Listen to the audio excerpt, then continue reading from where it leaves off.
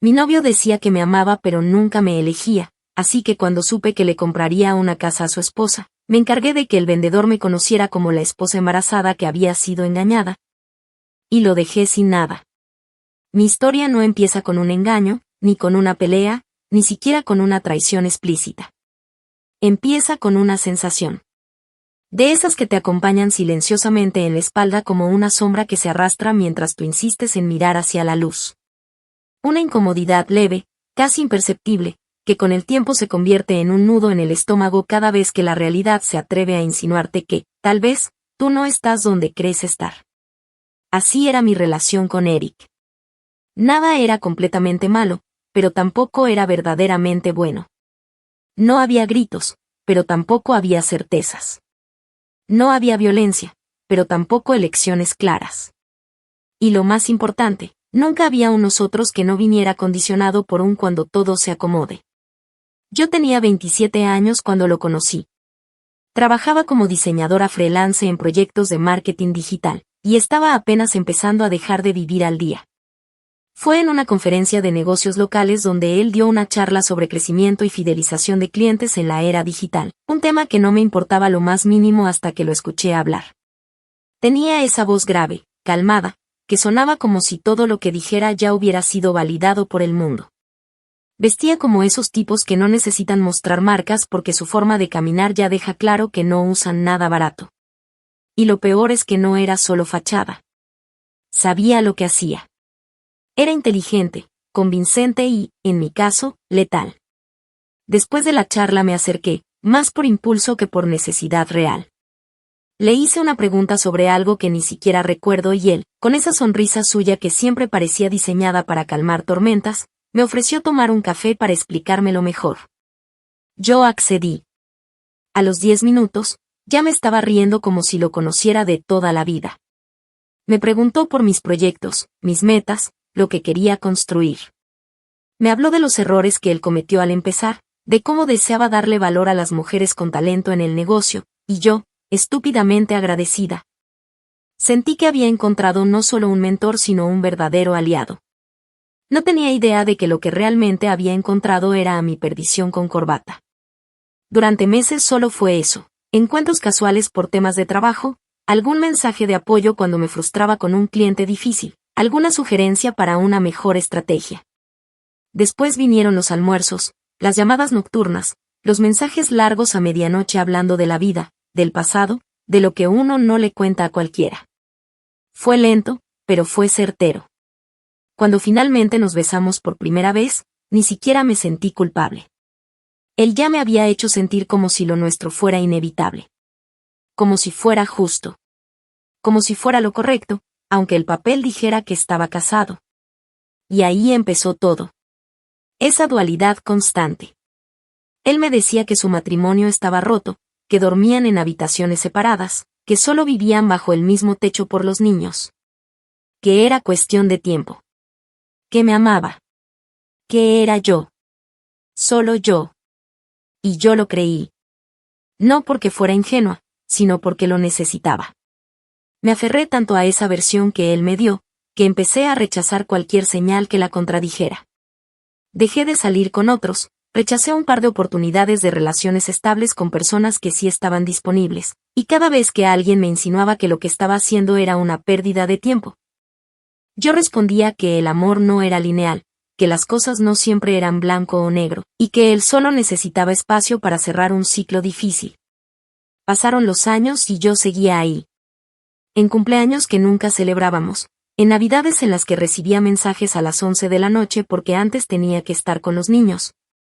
En proyectos que prometía que serían nuestros pero que terminaban siendo una extensión de su vida perfecta en la que yo no tenía cabida. Me compraba regalos. Me llevaba a hoteles caros. Me escribía correos con seudónimos para que no quedaran rastros. Me decía que nunca había sido tan feliz y al día siguiente me pedía paciencia porque su esposa sospechaba. Y aún así, cada vez que dudaba, él encontraba la manera de envolverme otra vez. De hacerme sentir que estaba a punto de elegir. Que era cuestión de semanas. Que no podía tirar todo por la borda ahora que estábamos tan cerca. La verdad es que sí hubo momentos en los que estuve a punto de irme. Momentos de lucidez, de dignidad, de querer reconstruirme lejos de él. Pero cada vez que intentaba hacerlo, algo en mí cedía. No era tanto por él, sino por todo lo que yo había dejado por estar con él. Sentía que si lo abandonaba ahora, todo habría sido en vano. Que no podía ser la que esperó años solo para irse justo antes de la meta. Me convencía a mí misma de que estaba a punto de cruzar la línea que nos convertiría en una pareja de verdad. Que yo tenía que ser fuerte. Que los grandes amores requerían sacrificios. Que todo valdría la pena. Me tomó demasiado tiempo entender que cuando alguien te ama, no necesita que lo justifiques. Simplemente lo demuestra. Con hechos. Con elecciones reales. Con presencia, no con promesas. Pero para cuando lo entendí, ya no era suficiente con irme. No después de todo lo que me había hecho creer. No después de haberme robado años, oportunidades, sueños. No después de haberme usado como una pieza descartable en su vida cómoda. Porque lo que él nunca entendió, y lo que yo misma había tardado en aceptar, era que yo no quería un cuento de hadas. Solo quería ser tratada como una prioridad. Como alguien que merecía más que sobras.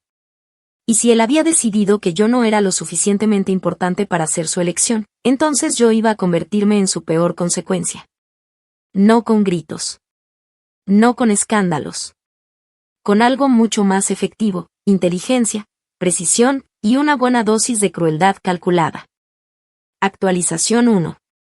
Habían pasado poco más de 5 años desde aquella primera vez que me miró como si yo fuera la excepción a su rutina, y sin embargo, una sola llamada fue suficiente para dinamitar todo lo que quedaba de fe en mí.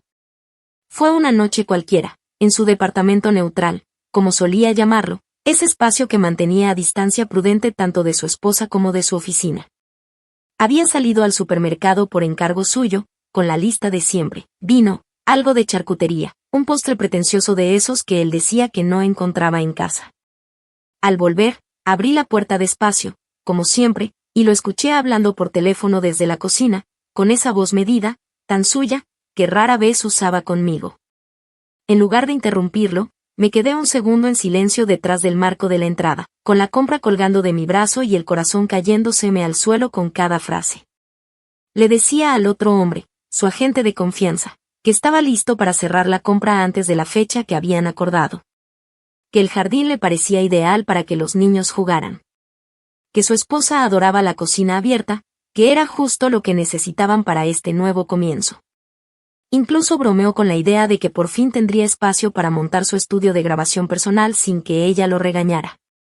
En ningún momento mencionó mi nombre, ni mi existencia, ni que esa misma mañana había despertado en su cama, desayunado con él y discutido sobre nuestras supuestas vacaciones en otoño. No hice una escena. No le grité. No le lancé la bolsa con el vino ni le rompí un vaso en la cabeza. Simplemente entré como si nada. Fingí que no había escuchado. Le dije que había tráfico, que el mercado estaba lleno, que olvidé traer mostaza. Él me besó en la frente sin notarlo, sin sospechar siquiera que el castillo de naipes que había levantado con tanto cuidado ya se estaba cayendo pieza por pieza. Esa noche me acosté junto a él con una expresión que debió parecerle cansancio, cuando en realidad era algo más profundo, un silencio lleno de claridad. Por primera vez en años, entendí sin lugar a dudas que yo nunca fui parte del futuro que él había estado prometiendo. Y no iba a seguir siendo parte de sus excusas. Pero en lugar de irme, decidí quedarme. No por amor, ni por costumbre, sino por estrategia. Una parte de mí, esa que él había alimentado durante años con la idea de que éramos un equipo, todavía quería respuestas. No bastaba con saber que me había mentido. Quería ver hasta dónde llegaban sus mentiras. Quería mirar de frente su construcción falsa y entender cada ladrillo que usó para levantarla. Así que comencé a prestarle atención como nunca antes. Empecé a registrar mentalmente los días que me veía, los mensajes que me enviaba, los horarios en los que desaparecía. Le preguntaba cosas pequeñas como al pasar, fingiendo desinterés, y luego comparaba sus respuestas con la información que obtenía escarbando un poco más profundo en su computadora, su correo o incluso su reloj inteligente, que sincronizaba automáticamente sus eventos diarios. En una semana, Supe con precisión casi quirúrgica la fecha exacta en la que planeaba firmar la compraventa. Tenía agendada una visita final con el agente inmobiliario, y por cómo hablaba del tema, con ese tono de superioridad que se le escapaba cuando se creía invulnerable. Era evidente que pensaba cerrar el trato como quien da una sorpresa. Una especie de ofrenda de reconciliación para su esposa, una jugada maestra para limpiar su imagen de esposo imperfecto pero arrepentido. Me ardió el estómago de imaginar la escena, ella llorando con emoción, los niños corriendo por el pasillo, él levantando las llaves en alto como un héroe que ha regresado a casa, y yo, en el fondo, convertida en un secreto que ni siquiera merecía ser explicado. Y ahí, justo ahí, fue cuando algo en mí cambió. No fue tristeza. No fue rabia. Fue una decisión helada y deliberada. Si él tenía el descaro de construirle un paraíso a otra mujer mientras me sostenía a mí como un amuleto de respaldo, entonces yo iba a convertirme en el error más costoso de su vida. No se trataba de ganarle una batalla. Se trataba de arruinarle el campo entero. Desde ese momento, cada gesto mío fue medido. Cada palabra que le dije, cada beso, cada caricia. Todo fue cuidadosamente ejecutado con la precisión de quien está preparando una ejecución silenciosa. Me hice más dulce, más paciente, más disponible. Le ofrecí masajes cuando llegaba estresado, cociné lo que le gustaba, me vestí como a él le gustaba. Me convertí en la pareja ideal para que jamás sospechara lo que venía. Porque no iba a dejar que escapara por la puerta trasera con una disculpa mal actuada. No. Quería que estuviera tan cómodo, tan seguro, que la caída lo rompiera en pedazos. Y mientras tanto, empecé a moverme en paralelo. Hice una búsqueda inversa del número del agente inmobiliario y lo encontré en LinkedIn. Revisé sus redes, su sitio web, hasta su Yelp. Aprendí todo lo necesario sobre cómo trabajaba. Su nombre era Paul, especializado en casas familiares, con una reputación casi intachable de transparencia y empatía. Perfecto. Justo el tipo de persona que reaccionaría con humanidad frente a una historia bien contada. Tenía claro que no podía detener la compra como tal. Pero sí podía alterar el contexto. Hacer ruido. Sembrar duda. Dejarlo sin la certeza que necesitaba para cerrar. Y si lo hacía bien, si tejía la red con el cuidado que estaba planeando, no solo perdería la casa. Perdería a su esposa. Su reputación. Su imagen de hombre que lo tiene todo bajo control. Porque yo ya no quería que me eligiera. Quería que entendiera lo que pasa cuando pasas años vendiéndole sueños a la persona equivocada. Y lo más importante, quería que supiera que su mayor error no fue engañarme. Fue creer que yo era débil. Actualización 2. Pasaron apenas unos días entre el momento en que tracé el plan y el día en que finalmente me paré frente a la puerta de la casa que Eric planeaba comprarle a su esposa. Durante ese tiempo, me dediqué a preparar cada detalle con una precisión casi enfermiza. No dejé espacio para la improvisación. No podía permitirme fallar en nada. Esto no era una reacción emocional ni una pataleta sentimental. Era una operación. Y como toda operación bien ejecutada, necesitaba control, cálculo, y una buena historia que sonara lo suficientemente rota como para activar la empatía de cualquiera que la oyera. Me hice con una prótesis de embarazo de silicona por internet, una que se pegaba al cuerpo y se sentía real incluso al tacto. No era barata, pero en mi cabeza, cada dólar que gastaba era una inversión en la destrucción de su doble vida. Practiqué frente al espejo durante horas, los gestos, la forma de colocar las manos sobre la barriga, el movimiento al caminar, incluso el temblor en la voz. Mi objetivo no era convencer a Paul de que estaba embarazada. Era lograr que creyera que yo era una víctima. Una esposa derrotada, desolada, aferrándose al único hilo de dignidad que le quedaba. Porque los agentes inmobiliarios, al final del día, no venden casas, venden sueños. Y ningún sueño se sostiene si lo contamina un drama que huele a demanda. Conseguí el número de Paul por fuera del radar de Eric, asegurándome de llamarlo desde un número diferente, haciéndome pasar por una interesada más. Me presenté como alguien que quería visitar la propiedad por motivos personales, porque mi esposo podría estar involucrado en algo que yo no terminaba de entender. No pedí una cita formal. Le rogué que me dejara verla en privado, solo un momento, antes de que se firmara cualquier papel. Le dije que no quería hacer daño, que no estaba buscando arruinarle la venta a nadie, que solo necesitaba respuestas. La forma en que se quedó callado por un momento antes de decirme que estaba bien, que podía encontrarme esa tarde en la entrada, me confirmó que ya tenía su atención. Llegué vestida con un atuendo sencillo, lo justo para parecer alguien que estaba atravesando un mal momento pero que no quería dar lástima. No usé maquillaje. Dejé que mis ojeras hablaran. Me solté el cabello y lo dejé un poco desordenado, como si llevara días sin dormir. Sostuve una carpeta en las manos con supuestos documentos de propiedad e identidades, papeles falsos con sellos que no significaban nada, pero que daban la apariencia de estar investigando algo en serio. Apenas me vio, Paul salió del auto con ese aire de profesionalismo contenido, el tipo de persona que quiere ayudar pero que sabe que no debe involucrarse demasiado. Se notaba que estaba incómodo, pero dispuesto a escuchar. Le conté mi historia con una voz casi apagada. Le dije que estaba embarazada, que mi esposo, sin dar nombres al principio, había estado actuando extraño, distante, que encontré correos sospechosos en su computadora y que, por accidente, supe que había una compra en curso para una casa que no me mencionó jamás.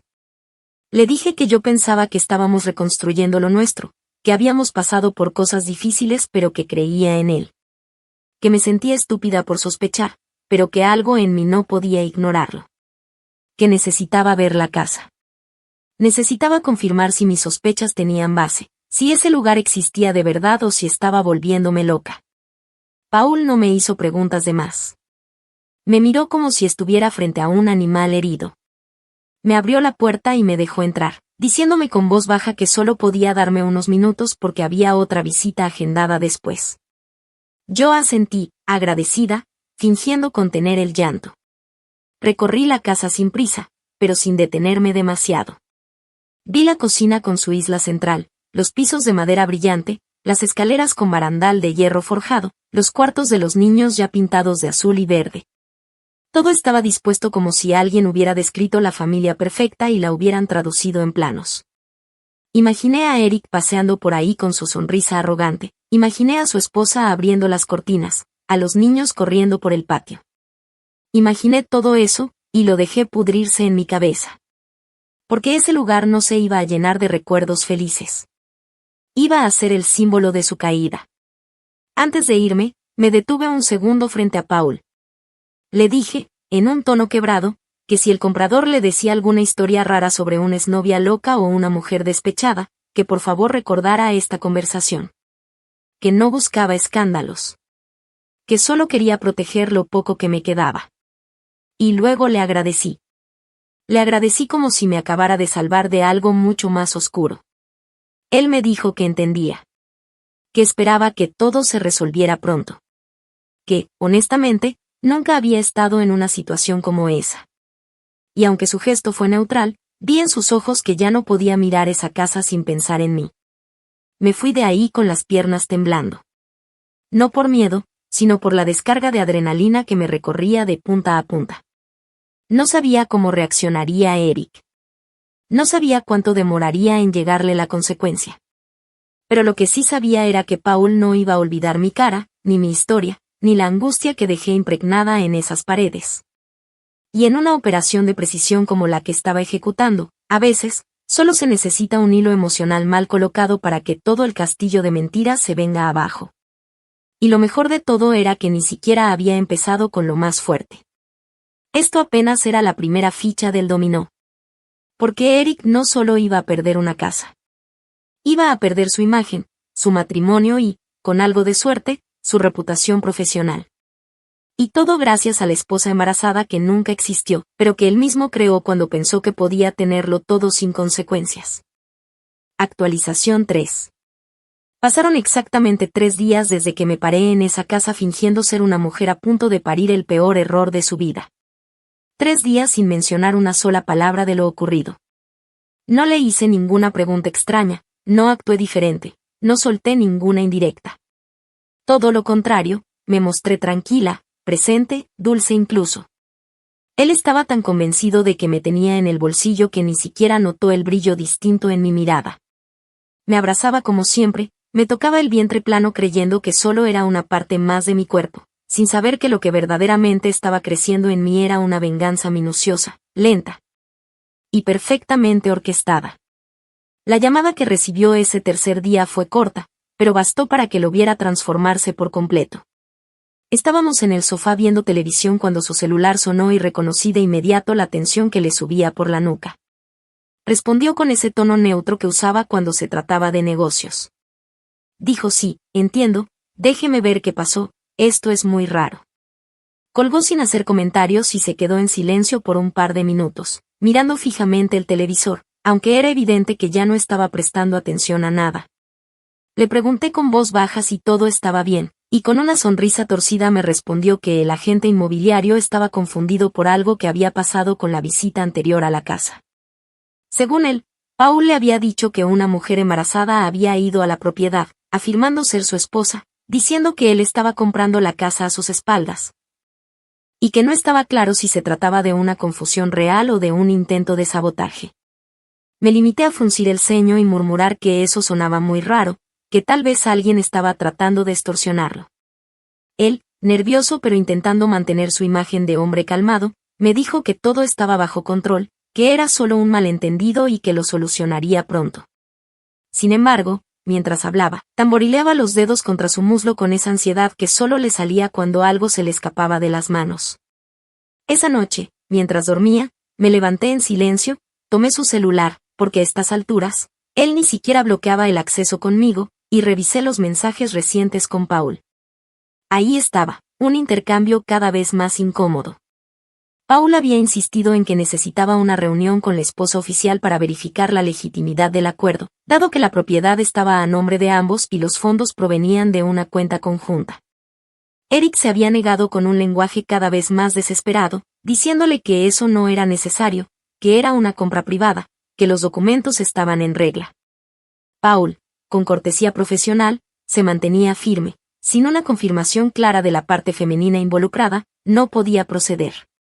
Había incluso una línea en la que Paul mencionaba, casi como al pasar, que la mujer parecía muy genuina, muy afectada, y que él no quería ser parte de ningún conflicto doméstico encubierto. Cuando cerré el celular, sonreí en la oscuridad. El veneno ya estaba haciendo efecto. No había necesidad de pruebas, ni de escándalos. Solo hacía falta sembrar una duda suficientemente incómoda para que los hombres con cargos importantes y vidas limpias prefirieran echarse atrás antes de arriesgarse a un posible desastre legal. Porque ese era el verdadero talón de Aquiles de Eric, no era su matrimonio ni su conciencia. Era su imagen. Esa fachada de hombre pulcro, de empresario exitoso, de padre comprometido. Todo se sostenía sobre una mentira demasiado delicada como para resistir cualquier grieta.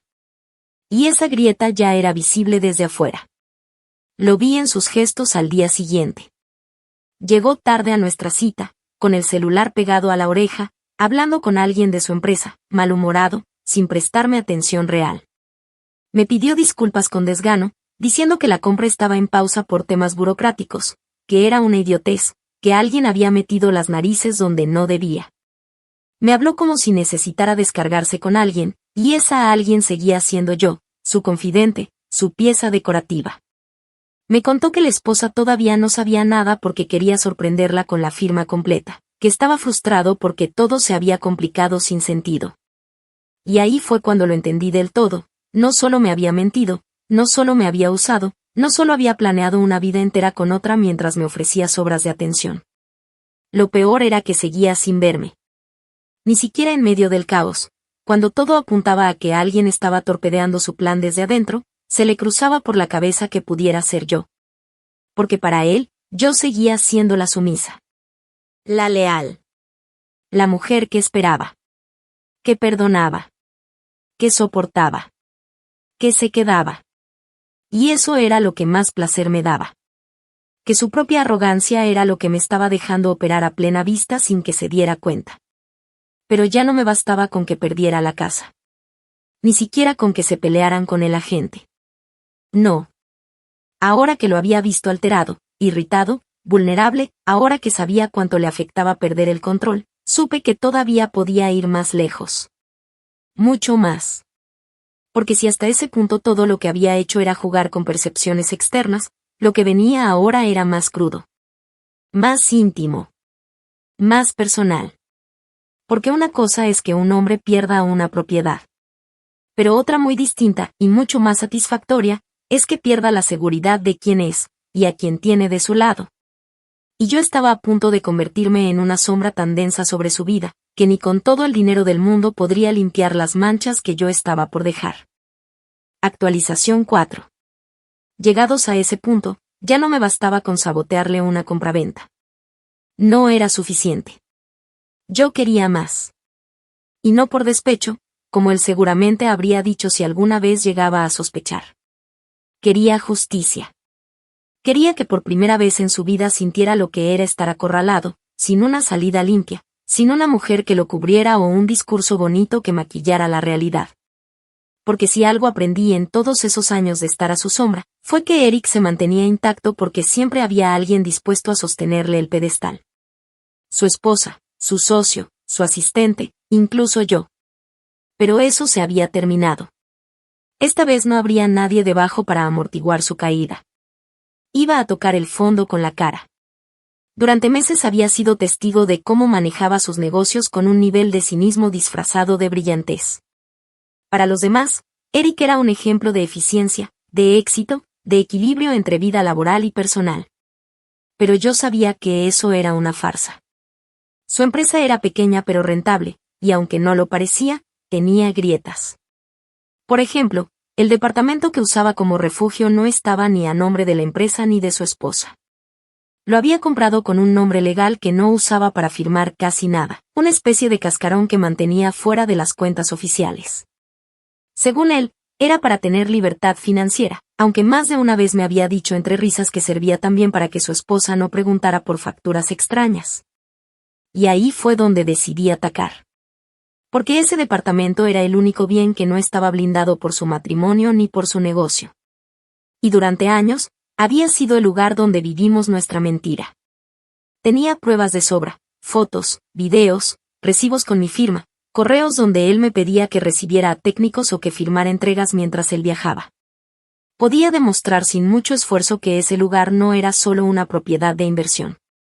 Era nuestro hogar, al menos en el papel que él me vendía una y otra vez. Así que me senté con un abogado. Un tipo discreto, con cara de no meterse en nada, pero con una precisión legal que me dio escalofríos. Le conté mi versión, no la romántica, sino la jurídica. Le mostré todo, la relación sostenida por años, la dependencia económica tácita, los favores financieros encubiertos, los correos donde hablaba de proyectos compartidos.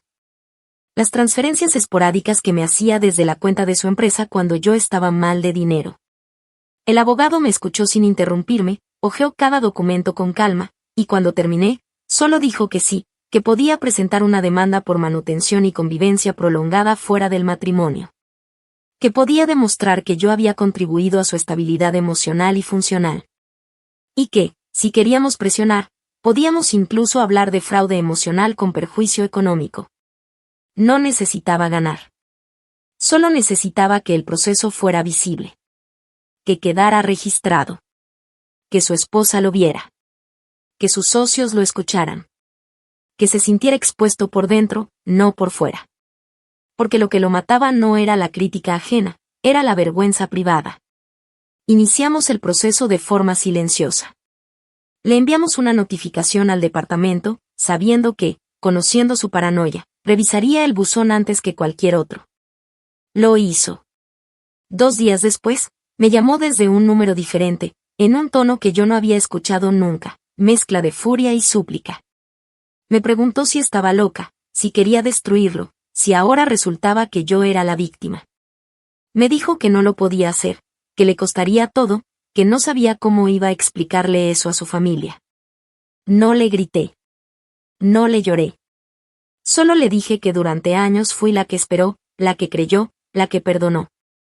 Y que si le parecía injusto enfrentar consecuencias por haber usado a alguien que lo amaba, entonces tenía un problema de perspectiva.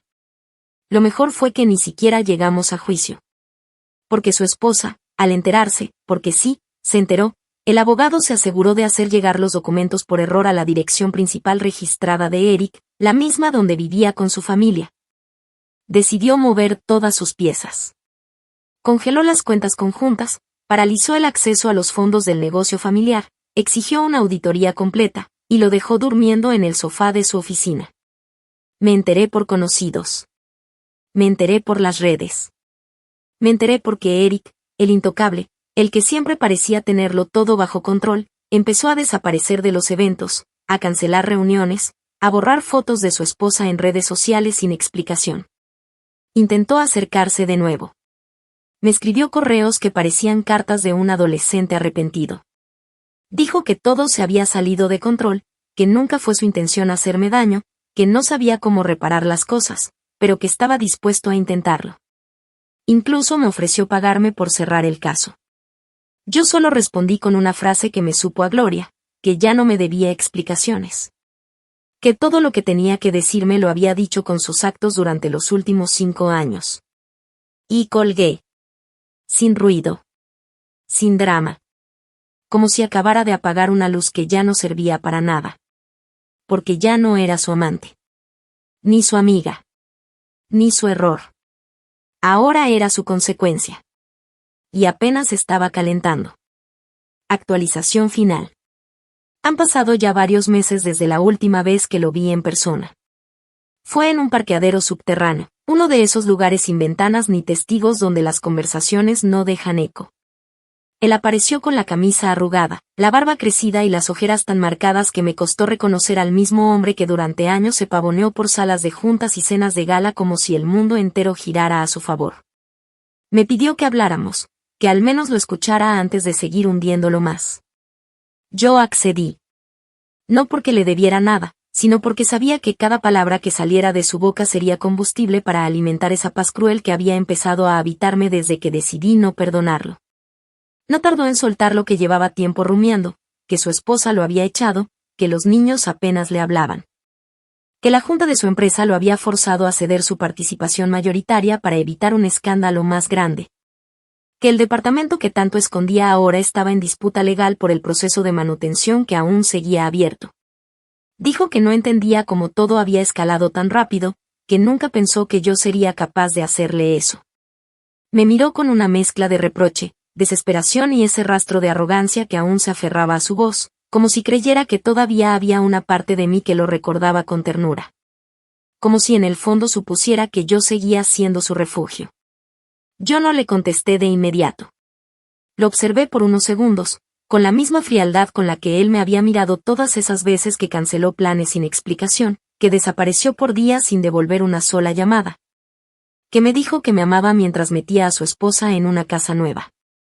Le dije, sin alterar el tono, que yo no lo había hundido. Que él solo se tropezó con cada mentira que había construido para sostener su doble vida. Que si ahora estaba pagando un precio tan alto, era porque durante años me hizo sentir que no valía lo suficiente como para ser elegida.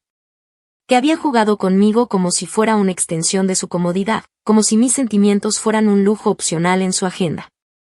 Pero lo más importante fue lo último que le dije. Le recordé aquella vez, 2 años atrás, cuando me prometió que algún día me compraría una casa, que tendría mi nombre en los papeles, que construiríamos algo juntos cuando todo se acomodara. Le dije que tal vez sí cumplió su palabra, aunque no de la forma que imaginó. Porque al final, yo sí me quedé con algo, la dignidad que él intentó borrarme, y la satisfacción de saber que el paraíso que le construía a su esposa se convirtió en el campo donde enterró todo lo que era. Después de eso, me fui.